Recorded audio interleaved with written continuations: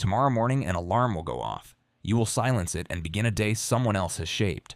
A start time, tasks that are not yours, a clock that owns your hours more than you do. You will check it dozens of times before you are allowed to go home. But the real answer is far stranger. For almost the entire span of human existence, none of this existed. No alarm, no boss, no 8-hour shift. Your ancestors lived for hundreds of thousands of years without a single one of these things, and the strangest part is this. They had more free time than you do. How is that possible? You picture ancient life as brutal, a constant scramble for the next meal. Your ancestors grinding through every waking hour just to survive one more night. It is a powerful image. It is also almost completely wrong. In the 1960s, an anthropologist named Richard Lee lived among the Jew/Huansi hunter-gatherers in the Kalahari Desert. He did something simple. He counted the hours they spent finding food.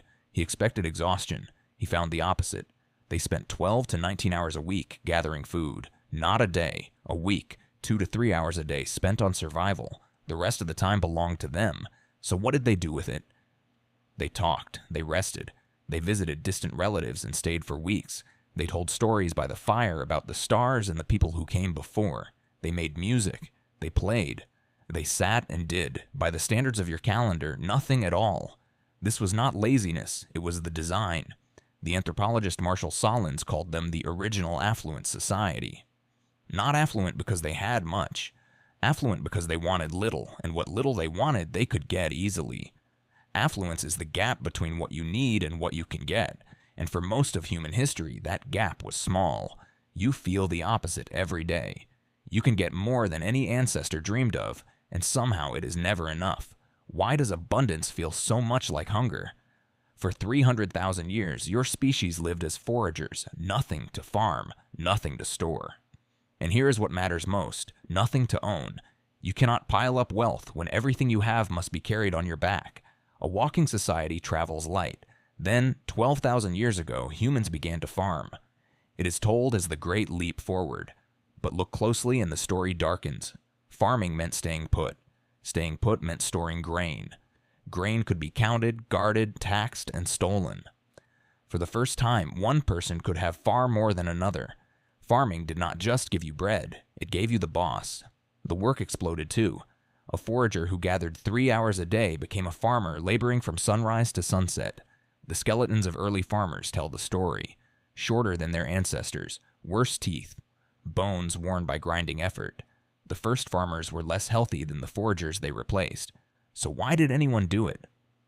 Because farming fed more people per acre. Those populations grew, spread, and pushed the foragers off the best land. The freer way of life could not outbreed the harder one. Quality lost to quantity. It has been losing ever since. This is the deep root of your alarm clock. A 12,000-year-old trade made by people who could not know what it would cost you. The pattern repeats everywhere anthropologists look. Frank Marlowe spent years among the Hadza of Tanzania. No chiefs, no bosses, no schedule. And again, only a few hours a day spent on food. You have lost that rhythm. You work past the point where the work matters. You stay busy because stopping feels wrong. Your ancestors would have seen that as madness. What filled their hours was connection. In a band of a few dozen, your survival depended not on what you owned, but on your relationships. So you invested your time in people. The currency was not money, it was trust. There is a haunting symmetry here. They had little and shared everything. You have everything and share almost nothing. They worked 3 hours and stayed awake to the people around them. You work most of your life and come home too tired to be present at all. The exhaustion you feel is not a personal failure. It is the friction of a creature built for one kind of life living inside another. Your body still expects the old rhythm. Bursts of effort, then deep rest. The ache at the end of a long week is the sound of an ancient design pressing against a modern one. So tomorrow, when the alarm goes off, notice it. Notice the start time you did not choose. Notice the clock that owns your hours. None of it is written into your nature.